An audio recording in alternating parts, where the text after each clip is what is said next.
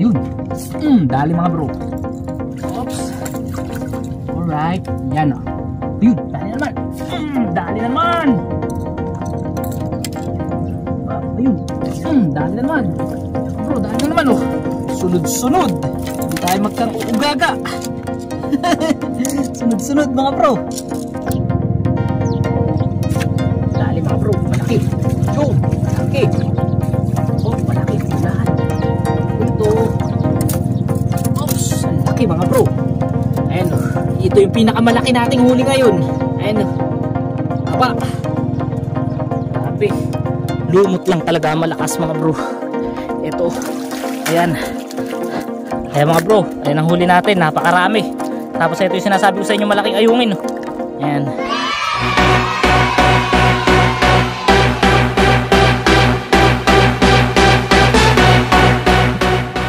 Yo, what's up? Good morning sa inyo lahat mga bro. Mapagpalang umaga sa ating lahat at makulimlim na umaga. Parang uulan ngayon mga bro.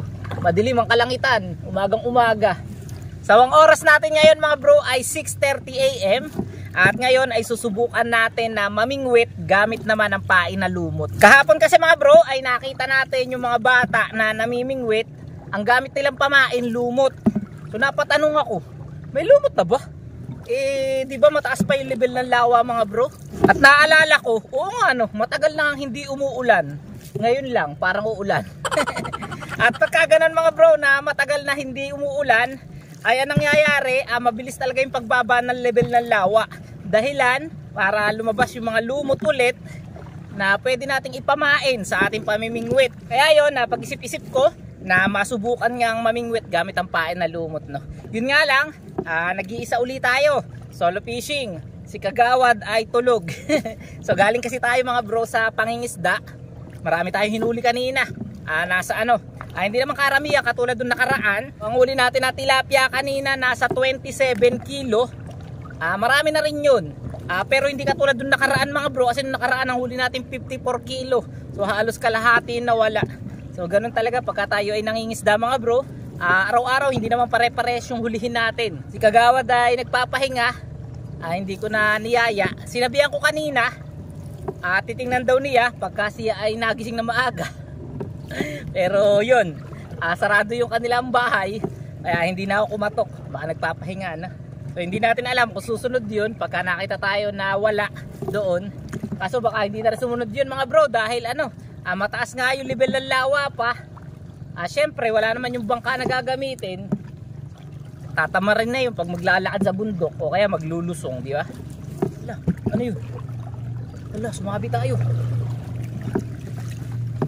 May tali pala rito. Ay. So mga bro, sumabit tayo. Sumabit yung LC, no? Magkita-kita na lang tayo sa spot mga bro. Huwag kayong alay sa ating vlog. A few moments later. Yan mga bro, narito na tayo sa ating fishing spot. At itong fishing spot na to, ito na yung madalas natin na pamingwitan dati pag tayo ay namimingwit gamit nga ang pain na lumot. At ito nga mga bro, ay matatagpuan nyo dito sa Talim Island sa pagitan ng dalawang barangay. Ang barangay Kasile, yung ating lugar, at ang barangay Bumbong. Bale yung barangay Bumbong, andyan. Ayan mga bro, tanaw ba? Yun. Tapos ang barangay Kasile naman mga bro ay nasa likod. Kung saan tayo nang galing. Yun, napansin nga natin mga bro. Positive. Grabe, napakarami na lumot. Pakita ko sa inyo. Ayan mga bro. Tingnan nyo naman kung gaano karami na lumot ngayon. No? So dati mga bro, ang level ng lawa nung bumagyo, Enteng, at saka ano ba yung huling bagyo? Nalimutan ko na. Basta yung bagyo na huling dumaan sa atin, hanggang dito dati yung level ng lawa. So ngayon, ayan na, umatras na siya. Siguro kung iyan ay susukatin natin, mga kalahating metro, ganyan. Bumaba na siya. At dahil nga sa pagbaba ng tubig na lawa, ayan, lumabas na rin yung mga lumot. Oh. Grabe, kaganda mga bro ng pamain natin. So bali dala natin yung ating fish keeper mga bro. Eto, dala rin natin dalawa nating pamingwit. Ayan, yung mga ultralight natin. Tapos yung ating kanyuto, syempre dala rin natin. Tapos dala natin yung bangka. Tayo ay nanagwan na lang mga bro para tayo makapag-exercise din. At para makatipid din syempre sa gasolina. Ayan. Kaya tayo ay nagsagwa na lang na. At yan, maganda na yung pagkakatali ng ating bangka. So ngayon magse-set up na tayo para tayo ay makapag-umpisa na. Doon tayo mag-umpisa mga bro. At mukhang magandang pwesto doon kasi nung mga nakaraan, dyan tayo marami nahuhuli. So try natin. Pero bago yun, kumuha na tayo ng pamain natin mga bro. Para hindi na tayo kukuha mamaya, di ba? Grabe, ang dami. Mga bro, ito pong lumot. Sa mga bago lang napadaan sa ating channel. Grabe po ito. Talagang effective po ito na pamain sa mga tilapia. Lalo na pag tayo dumadayo ng subay, yung mga mamaw na tilapia doon, ay grabe po. Ayan, dami na. Okay na to mga bro. So tara, ingat na lang talaga tayo mga bro dahil medyo madulas. Baka tayo ay madisgrasya, mabalian pa tayo, no? Kaya dahan-dahan na lang talaga. Ayan, unang spot natin dito lang sa tagiliran ng ating bangka. So lagay lang natin cellphone dito. Wait lang, ayusin natin. Ayun. Woo! Game mga bro. Start na tayo. Yung ating fish keeper lagay muna natin dito. Mamaya pa yan. Wala pa tayo huli. So magse-set up na tayo. Nasaan ba yung pain na kinuha natin? Wala na. Saan ko nilagay? Ito. So ano, kumusta kayo lahat mga bro? Sana'y nasa mabuti tayong kalagayan, saan man tayo naroroon. Lagi tayong magpasalamat sa mga biyayang ating natatanggap, no? At kung meron man tayong pagsubok sa buhay at problema, kayang-kaya natin lampasan yan mga bro. Manalig lang tayo sa Diyos. Yan. Una natin i-set up mga bro ay ito. Yan. Yung ating silver.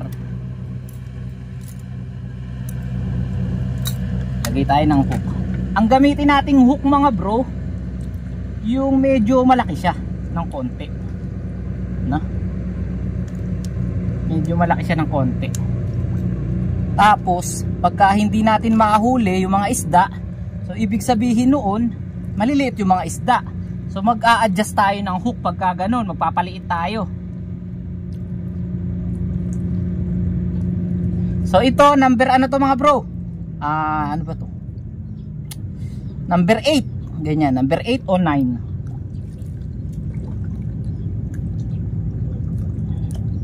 Pain na tayo. Pag nakita tayo ni Kagawad dun mga bro na wala sa bahay, baka yun ay magpunta agad dito. Sumunod sa atin na. Madalas nang hindi natin nakakasama si Kagawad mga bro, busy sa barangay. Siyempre pagod din sa pangingisda, mahirap namang yayain, di ba? So pagka hindi niya trip mamingwit, wag natin pilitin. So pwede naman tayo mamingwit kahit tayo lang. Ay mga bro, ganyan tayo magpain ng lumot to. Isasabit lang natin sa hook. So tara, try na natin. Unang bingwit.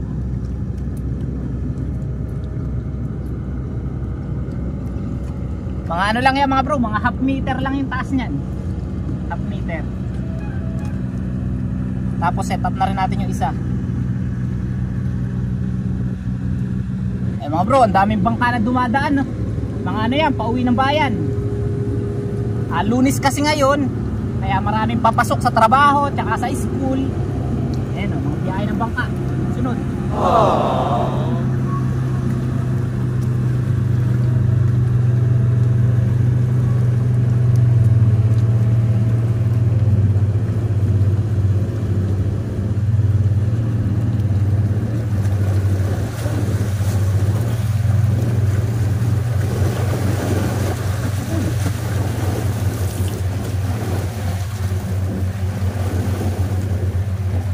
Grabe naman laking alo nun, nabasa tayo.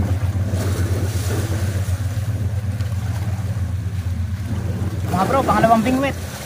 Grabe, laki ng alo na.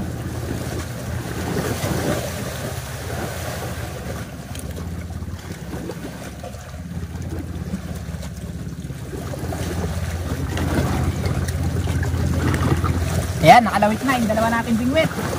Medyo maalon lang dahil doon sa dumaan na ayun mga bro, nagbibit na. Medyo maalon lang mga bro dahil dun sa dumaan na no, na bangka. Eh mga bro, may kumibit na dun no.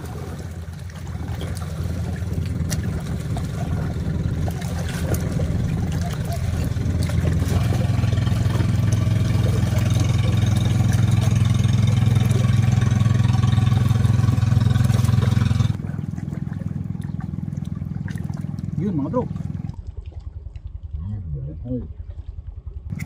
Dali. Una, first catch. Yun mga bro, first catch oh.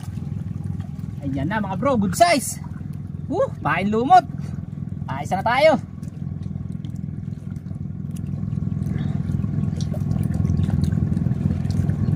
Isa na tayo mga bro. Up.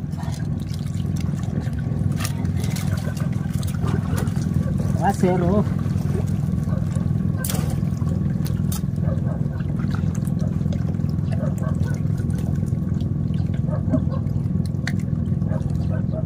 Meron pang pain. Yan yung kagandahan sa lumot mga bro, kahit nakakahuli na siya, meron pa rin siyang pain. Hindi katulad ng bulate na pag nakahuli napuputol na yung bulate, di ba? Nawawala na. Pero ito, pag nakahuli, andun pa rin yung pain, yung lumot. Matipid mga bro. Ayan na naman oh.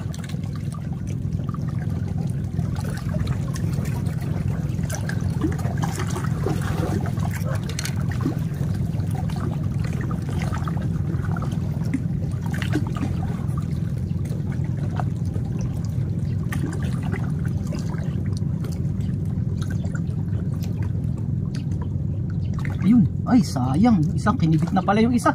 Hindi natin napuna. Dito ako nakatingin eh. Kinibit na pala yung nandun. Ayan. Oops, ay hindi nadali. Ganyan talaga mga bro, may mga pagkakataon na hindi mahuli. Kaya lang natin.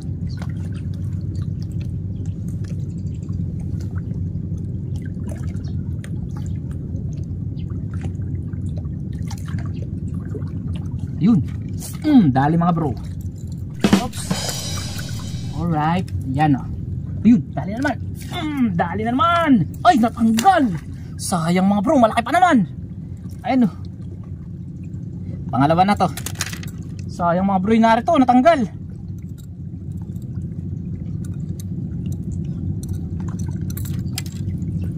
Ayun. Dali na naman. Ayan mga bro. Dali na naman o. Sunod-sunod. Hindi tayo magkang-uugaga. Sunod-sunod mga bro. Wait lang. Ay. Yun. Dalawa. Kasi ito pa isa. Ganda ng size mga bro. Ganda ng size. Dawi mga bro. Dawi. Ang punta natin. Tatlo na. Maaga pa. Tatlo agad. Pagka ganyan ang kibit mga bro, yung sunod-sunod ang kagat, pwede tayo mag-isang bingwit lang eh. Pero hanggat kaya naman natin magdalawa tayo. Para mabilis tayo makarami ng huli. Alam nyo ba mga bro, napakababa ng presyo ng tilapia ngayon dito sa Talim Island. Ang kuha sa huli natin kanina, 27 kilo sa 15 pesos lang mga bro. Napakababa. Oh no! So bagsak na bagsak ang presyo ng ng tilapia. Kaya magandang negosyo ngayon yung bibili ka ng maramihan tapos dadalhin mo sa kabayanan, sa malayo, sa Maynila, yung mga lugar diyan na madaming tao. Ayun, magandang yun mga bro, magandang hanap buhay, magandang business. Kasi sobrang baba ng ngayon, kahit big head sa 15, sa 20. Napakababa.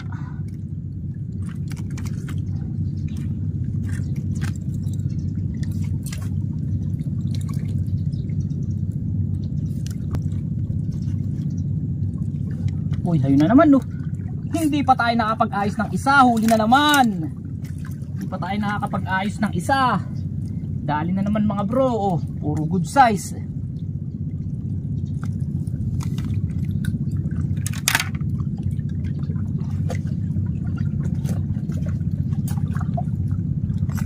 Grabe ang effective na lumot mga bro no. Ganyan tayo. Hindi pa tayo nakakalawit doon sa isa mga bro eh. Kibit agad eh na. Ganyan pagka dumadawi ang tilapia mga bro, sunod-sunod. Ayun na naman no. Hindi tayo makaagad.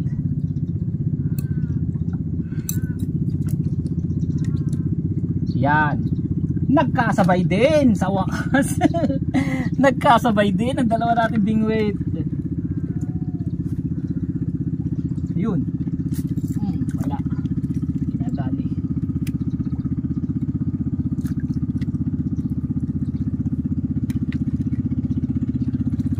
Madawi ang isda mga bro dahil sabay na kinikibit yung ating pamingwit. Oh. Sabay na may kumakagat. Mapapansin nyo, sabay siyang gumagalaw. Ibig sabihin yan mga bro, maraming isda sa paligid. Madawi. Huli na yan. Ayun pa.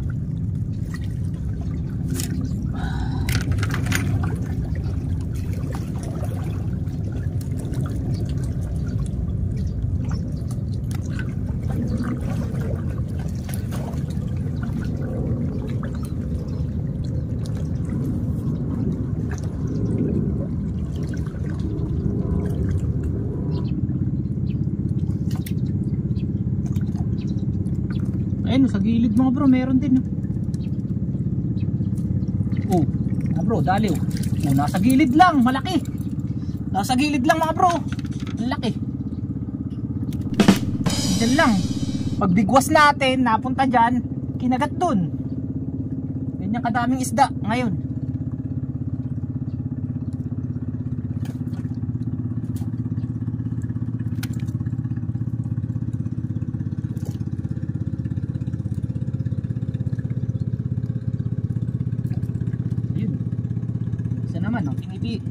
Yung isa naman ang kinikibit mga bro.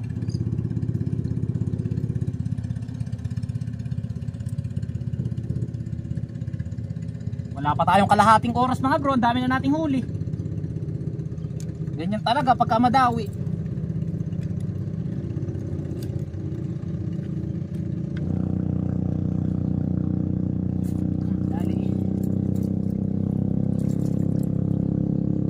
Ganda ng size mga bro. Napakaganda ng size. Talagang mga solid.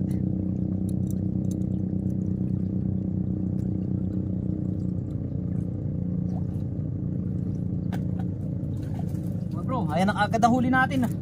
Dami na kaagad.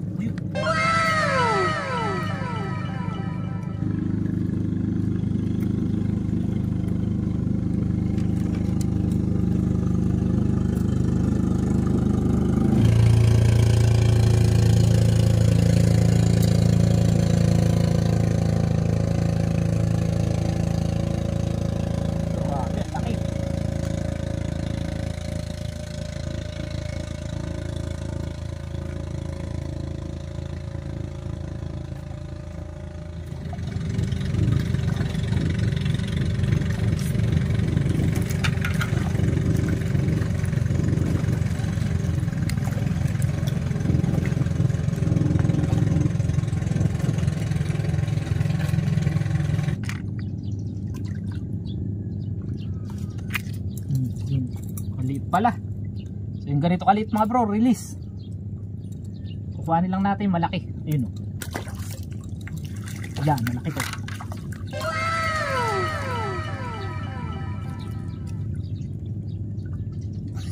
Ang daming isda dito mga bro.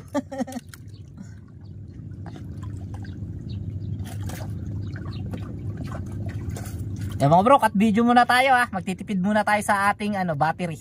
At mamaya tuloy uli yung ating video. Ayan, mag-i-enjoy muna ako sa aking pamimingwit.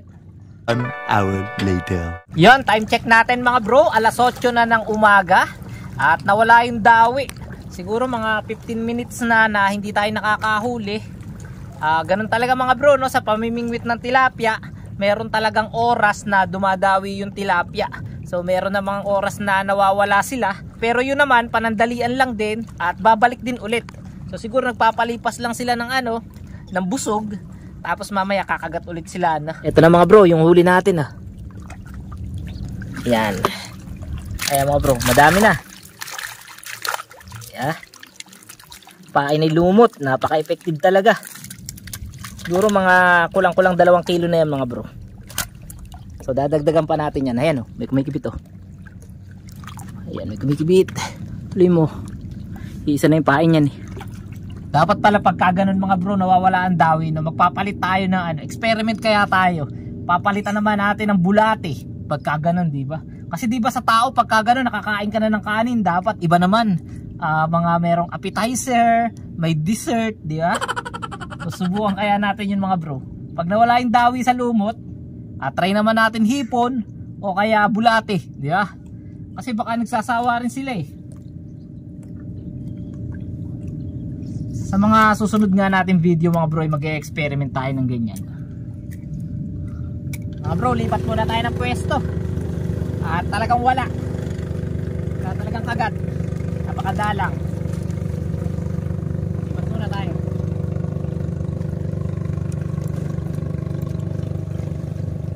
Iwan muna natin yung iba nating gamit dito. Lipat lang tayo dun banda. Ayan, tara.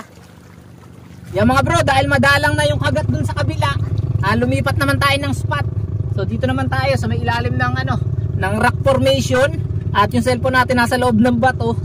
So tingnan naman natin dito kung meron tayo mahuhuli na. So marami na rin naman tayong huli. Subok lang tayo dito. Nga pala mga bro, kanina nakahuli tayo ng ayungin sa sa lumot. Ayan mga bro, dali. Oh, malaki. Oops. Ano dito? Ayun, malaki. Ito ang pinakamalaki. Ay, ayun, malaki mga bro. Ayan, dali mga bro, malaki. Kanina mga bro, nakahuli nga pala tayo ng ng ayungin sa lumot, malaking ayungin. Laki mga bro, ganda na size. Kumakagat din pala ang ayungin mga bro sa lumot. Mga 2 finger na ayungin huli natin kanina. Nandun sa babaran. Oops. So yun lang pala yung technique mga bro, no? Kailangan mo lumipat pagka wala ng kibit.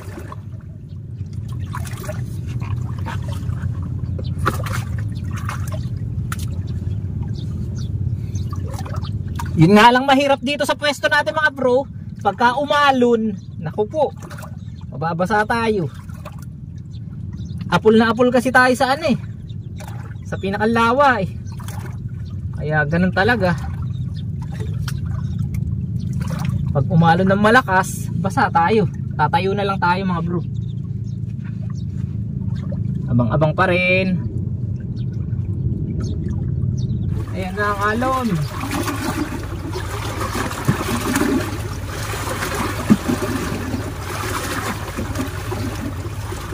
Ayun, buti naman at hindi tayo mababasa.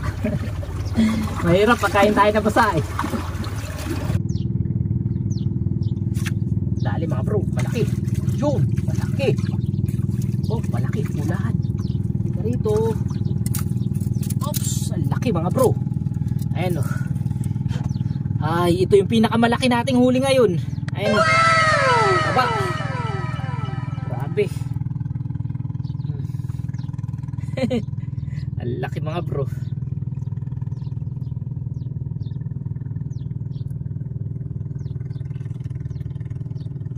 Para sigurado mga bro, ay ngangasangan nyo na. Ayan, ganyan.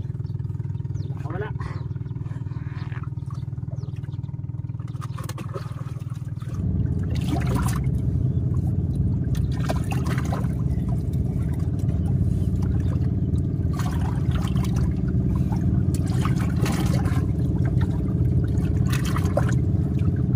A few moments later. Yan mga bro, time check natin, 9:30 AM na.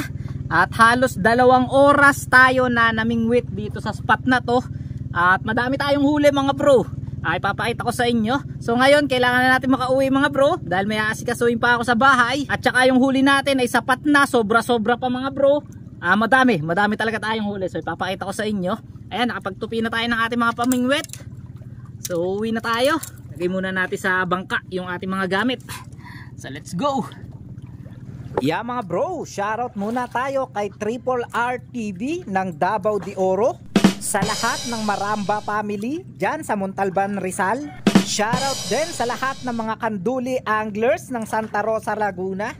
Happy birthday kay Asher Matthew Francisco, kay Renilyn Dima at kay Shelodina Mapula. Shoutout din sa lahat ng mga Lasso family dyan sa Libtong, Tagusan, Ilocos Sur. Shoutout at magandang araw din sa'yo, Butchukoy Buena Obra. At kay Manolito Arago ng Peñaranza, Nueva Ecija. Shoutout sa inyong lahat mga bro at maraming salamat sa patuloy na pagsuporta at pagsubaybay sa ating channel Alim PH. Yan, pakita ko sa inyo yung ating huli ngayon sa ating pamimingwit na. Oops, eto na yung ating huli mga bro. Lumot lang talaga, malakas mga bro. Ito, ayan. Ayan mga bro, ayan ang huli natin, napakarami. Tapos ito yung sinasabi ko sa inyo, malaking ayungin. Ayan, ayan, dami niyan mga bro. Jackpot. So tara, dali na natin dun. Yan, tanggalin na natin yung tali at tayo makauwi na mga bro. Kotang kota tayo ngayon for today's video. Oops, ayun, ang dami. Jackpot.